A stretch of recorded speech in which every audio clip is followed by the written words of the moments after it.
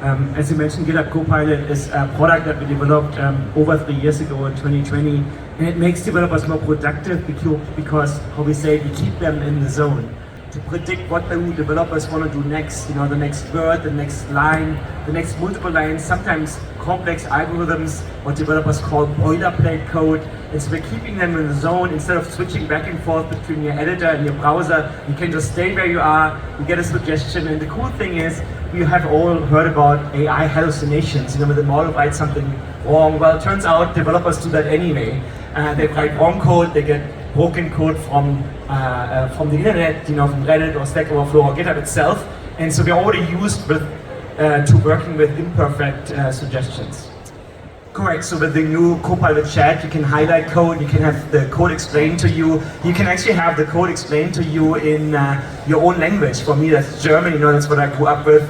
It could be Malay or Bahasa or Spanish, French. So you can explain code and then you can say, is there a bug in this code? And can you help me finding this bug? And the cool thing, I think the coolest thing is AI doesn't judge you. And we all have these anxieties in our heads when we ask our co-workers to help us with a problem. Well, maybe do that 1 time a day or 2 times a day. But at some point you're like, if I keep asking Dawn all these stupid questions, she's going to think I don't know what I'm doing. And the AI, your second brain is always there. You can ask it all the questions you want to ask, and it will help you solve these things. Actually, you know, if I may say so, David, when we met last year, and I met a different number of banks all around the world, they all told me how they are still using COBOL code. COBOL is a programming language that was invented when Eisenhower was the president of the United States in 1959. The CTOs and CIOs were almost outbeating themselves of how old the code is that they're still running on their mainframes. And as such, you know, if you think about that, it's 60 years ago. And that's a real challenge. Having all these old code bases. Students, when they join companies, are not excited about working on COBOL. They want to work on the cool new stuff.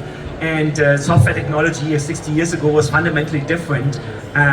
There wasn't anything like agile programming, there wasn't unit testing, documentation is not great. We all know it because we have written documentation. Documentation is a thing you want to get done with fast so you can move on to the next feature you're building. So you have all these old code bases, you have a hard time understanding them, and now you bring in a Copilot that can help you to explain the code, to write a unit test for the code, or more than 1 unit test, multiple unit tests, and then you can ultimately ask it to transform that code from COBOL into a modern language like Java or Python, and it does it. And I've played with some COBOL sample code myself, and it's actually very interesting to see, but by just taking some code, having it explained to you, and then tell me what that would look like in JavaScript, not only to transform it, but also to understand with modern concepts of how we can modernize these code bases in the banking industry, in the public sector, really anywhere, because we're only talking here about COBOL, but there's then the code from the 70s and the code from the 80s and the 90s, and we are sitting on an ever-increasing pile of software. You know, my developers write way more code every day than they're deleting, and I need to find that second brain. We need to have a Copilot available to us to handle all that information, all that code that we need to deal with.